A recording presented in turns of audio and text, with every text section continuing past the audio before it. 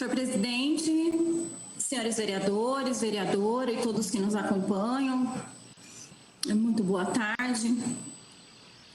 Eu inicio a minha fala expressando os meus sentimentos ao nosso querido colega, vereador Guilherme Berriel, e a toda a sua família pela perda do Zé Cardoso Neto, seu pai, um querido também. Dia muito difícil para mim e acho que para muitas pessoas que sentem a dor da perda de pessoas queridas. Eu aqui expresso também meus sentimentos à família do Bruno Rossi e do Guilherme Donizete da Silva, duas pessoas muito próximas, né, que trabalham comigo há algum tempo, o Bruno há muitos anos e o Guilherme há 2 anos.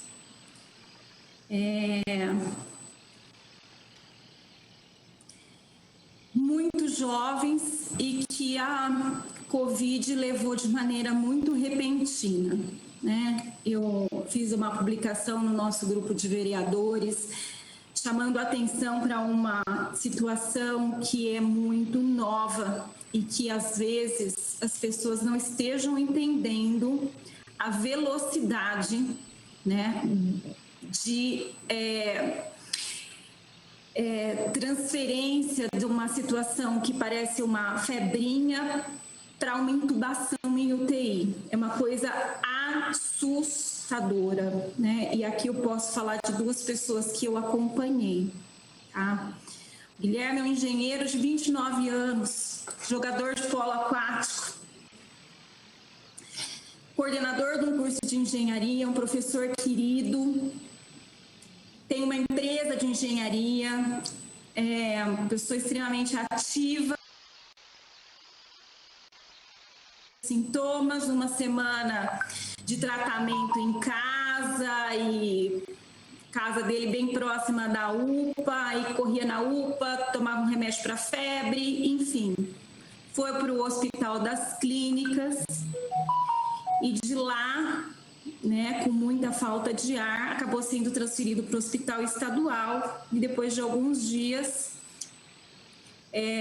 foi entubado no Hospital Estadual, 1 semana de tratamento, uma embolia pulmonar, e, enfim, né, não aguentou.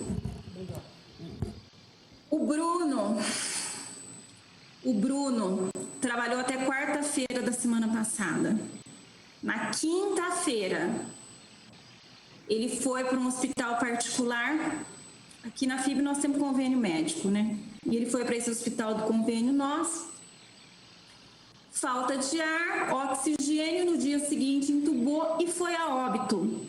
Eu estava lendo uma matéria agora e o vereador Bira faz aí uma justa moção quando ele coloca essa situação do atendimento precoce, que os médicos tenham liberdade sim, mas que sempre considerem, porque o que eu li na época, né, na revista Época, sobre o que está acontecendo na cidade de São Paulo, que nós temos lá 80% dos casos de Covid hoje são casos da nova variante, jovens que em 24 horas são entubados, do primeiro sintoma. E aí, colegas vereadores, nós sabemos que a UTI, né, ela não é garantia de sucesso, né, com relação à solução dessa doença. Então, o que nós queremos é que as pessoas não fiquem tão adoecidas a ponto de precisarem, né? Então, toda a possibilidade de tratamento, sim, precisa ser considerada, né? Então, vereador Bira, eu não assinei a moção, mas vou votar na moção, com certeza é uma moção justa, né? É importante que se pense, sim, em tratamentos rápidos, né? E aqui a gente deixa esse registro do que aconteceu com pessoas muito próximas a nós, né? Jovens. Tá? Nós não tínhamos experimentado isso, né? Uma instituição grande, nós não tínhamos experimentado essa perda, né? E 2, no mesmo final de semana, foi avassalador. Tivemos, sim, a perda de um professor, mas que não eram exatamente essas condições, não estava em atividade, né? E foi sentido, né? Como todas as perdas que nós temos, mas foi numa condição diferente. Essa situação de agora é assustadora, realmente. Gostaria aqui também de dizer dos meus sentimentos, né, à família do ex-prefeito Nilson Costa, né, outra pessoa que nós tivemos o prazer de conhecer, de conviver, de acompanhar, né? Tivemos divergências aí políticas, mas uma pessoa que com certeza tinha todo o nosso respeito e admiração.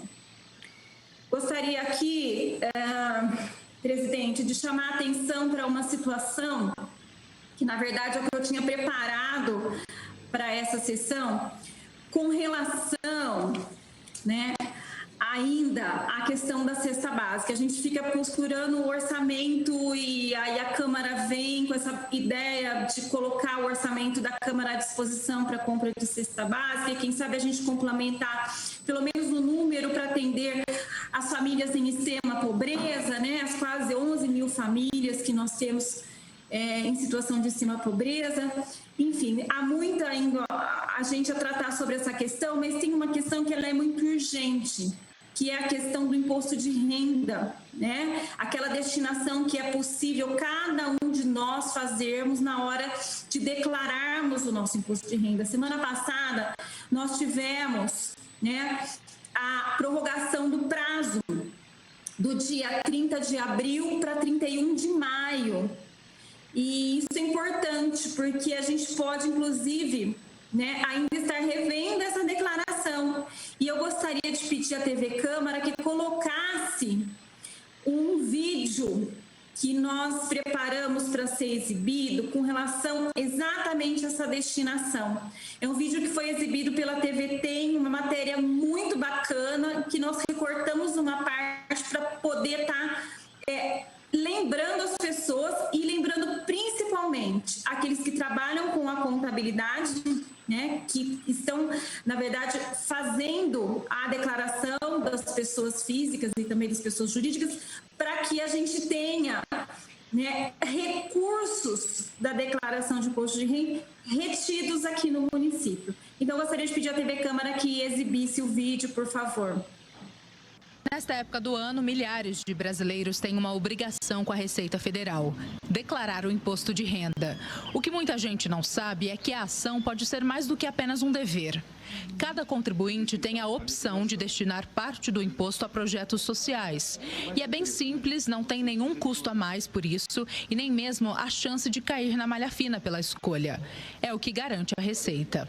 O contribuinte não pagará um centavo a mais para fazer essa destinação. Se tiver imposto a pagar, esse valor que ela destinar será descontado do valor, e se tiver valor a restituir, o valor a restituir será aumentado no mesmo valor que for destinado a esses fundos.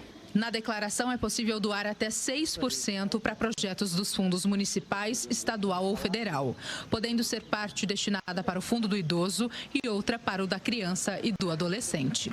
Bauru tem potencial de repassar por ano mais de 20 milhões de reais a instituições sociais que mantêm projetos como esse por meio da destinação do imposto de renda.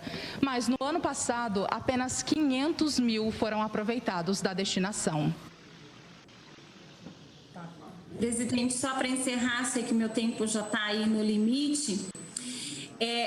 Quando a gente fala que essa destinação vai para projetos sociais, pode ir também para a compra de cestas básicas. Os dois fundos podem usar os recursos para a compra de cestas básicas, tanto da criança e do adolescente quanto do idoso.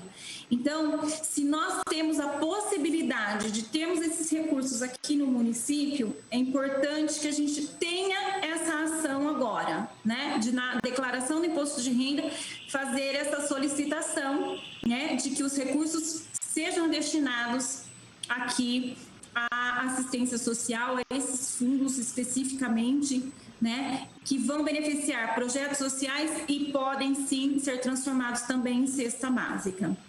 Eu gostaria, presidente, de fazer a minha inscrição na explicação pessoal. Muito obrigada.